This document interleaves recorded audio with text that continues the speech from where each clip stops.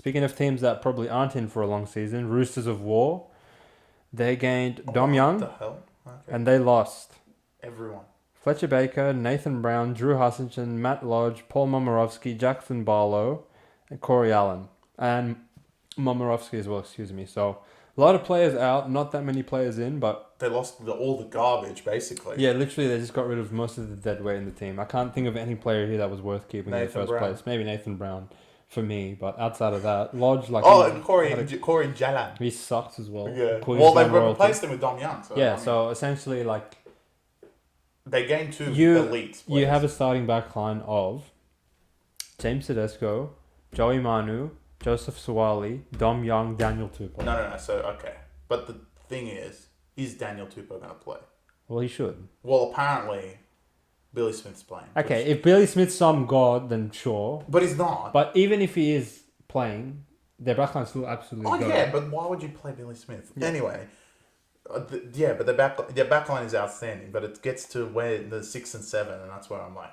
Look, Luke Keary, he's a champion player. He's 50. He's 50 years old.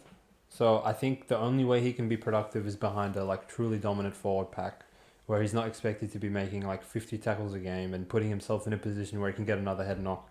Obviously, because he has a history of that as well. Their forwards... I'm better. Oh, they gained Spencer Leniu. Sorry, I forgot to mention that earlier. Yeah, they're better. 2 massive ends, 8 idiots. Mid players leaving.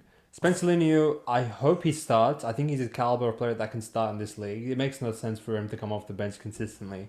And now that Warrior-Hargreaves is 50 years of age, he should embrace more of a role where he comes off the bench and brings that aggression that they require. I am a bit... Who are you calling, bro? Trent Robinson just called. He wants more players? No. He just let me know that Warrior-Hargreaves will start and Linney will come off the bench after he gets in bid.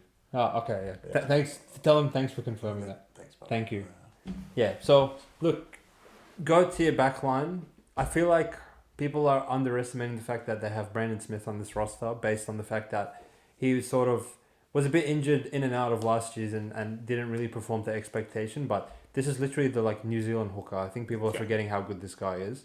And if he can contribute to a dominating forward pack, they're going to be a very, very scary team who literally played garbage for 3/4 of last season, but showed opposites to South Sydney that they have the heart of a champion as a club, and they set the bar so high for themselves that they will never quit until they're mathematically eliminated from the 8. And they strung together 7 wins back to end the season, snuck into the 8. Well, let's go 1 week before that. Beat South. And I have to say, the most courageous performance of footy I've seen for probably 10 years was their win at Shark Park. I have no idea how they won. They literally finished the game with no players. Yeah. Sin bin under assault from the Sharks, who are capable of putting a lot of points on the board for the entire second half. They escape there with a 1-point victory. Go to Melbourne the next week. Have a lead with 2 minutes to go until that horseshit try from Warbrick sent them packing. Not that they would have lost 500-0 to Penrith the following week, but I think I see no reason why this isn't easily a top 4 team, and I feel like you could even debate that they're the premiership favourites. They showed heart, which is something Roosters got. You said when I got the phone from Trent Robinson, was who you calling? Yeah. Who'd you sign, right? Yeah. But what Roosters showed last year is heart, which usually they just sign around it. Yeah. And I think this year they've made 2 GOAT signings and 8 idiots have left. Yeah. Does that affect their depth? Yes. Do they need, is their depth really detrimented through the origin period these days? Not really. Well, who do they really see? They really lose James, and that's pretty much it. Unless Sam Walker goes now because he's been there and he goes plays with Queensland, I don't think there's much else they lose. Crichton's not going to get picked.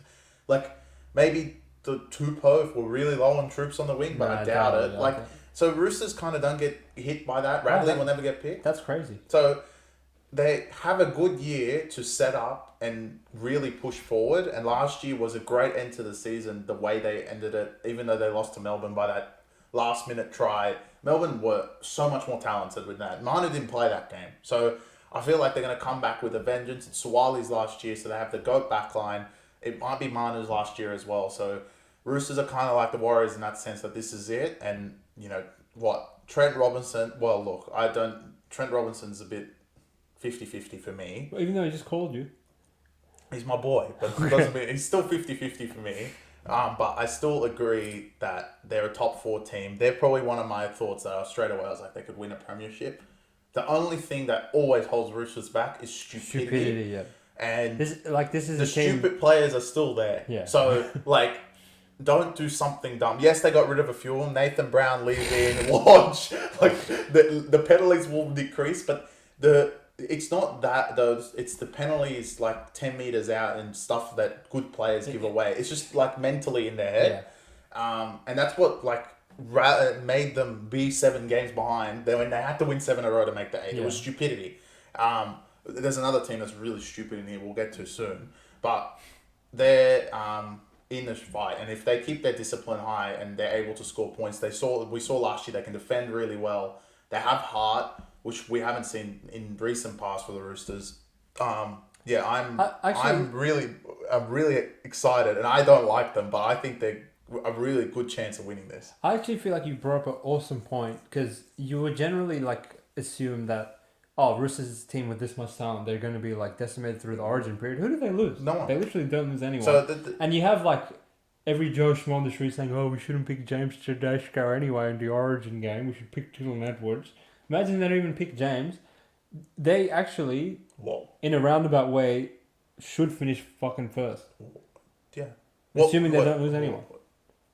James getting picked. Yeah, I hope so. Please, Madge, if you're listening, come on, bro. Please, bro. But, yeah, no, I think you made a really strong case. They don't lose anyone anymore, so... To, if not finish first, second, like, come on, bro. You could put top 2. You know what? Top 2. Real right now. Yeah. Clip all that and put it at the end. They will finish in the top 2. No, I agree, Done. yeah. Roosters top 2 with, like, a traceable... And honestly, if they don't finish top 2, Trent Robinson, I'll call you. Yeah, call I'll call you. No, I agree. I'll get to you, mate. Don't worry. Yeah, well...